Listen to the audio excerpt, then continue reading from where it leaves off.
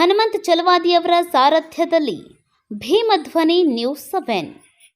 Hindu Muslim ಭಾವೈಕ್ಯತೆಯ Hazrat Mehboob Subhani Urs ಪ್ರಾರಂಭ.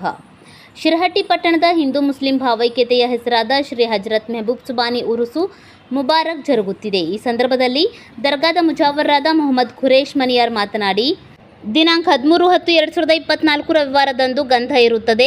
ದಿನಾಂಕ 14/10/2024 ಸೋಮವಾರದಂದು ಉರುಸು ಇರುತ್ತದೆ. ಅದೇ ರೀತಿಯಾಗಿ ದಿನಾಂಕ 15/10/2024 ತವಾಫ್ ಇರುತ್ತದೆ. ಅದೇ ರೀತಿಯಾಗಿ ದಿನಾಂಕ 15/10/2024 ಮಂಗಳವಾರದಂದು ತವಾಫ್ ಇರುತ್ತದೆ.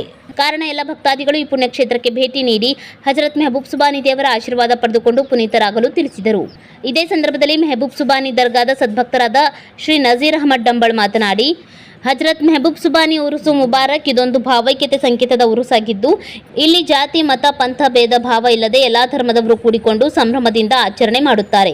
ಈ ಪುಣ್ಯಕ್ಷೇತ್ರಕ್ಕೆ ಮುಸ್ಲಿಂ ಬಾಂಧವರಿಗಿಂತ ನಮ್ಮ ಸಹೋದರರಾದ ಹಿಂದೂ ಬಾಂಧವರು ಅತಿ ಹೆಚ್ಚು ದರ್ಗಾಕ್ಕೆ ಭೇಟಿ ನೀಡುತ್ತಾರೆ. ಆದ್ದರಿಂದ ಇಂತಹ ಪುಣ್ಯಕ್ಷೇತ್ರಕ್ಕೆ ಹೆಚ್ಚಿನ ಸಂಖ್ಯೆಯಲ್ಲಿ ಭಕ್ತಾದಿಗಳು ಪಾಲ್ಗೊಂಡು ದೇವರ ಕೃಪೆಗೆ ಪಾತ್ರರಾಗಲು ಕೋರಿದರು.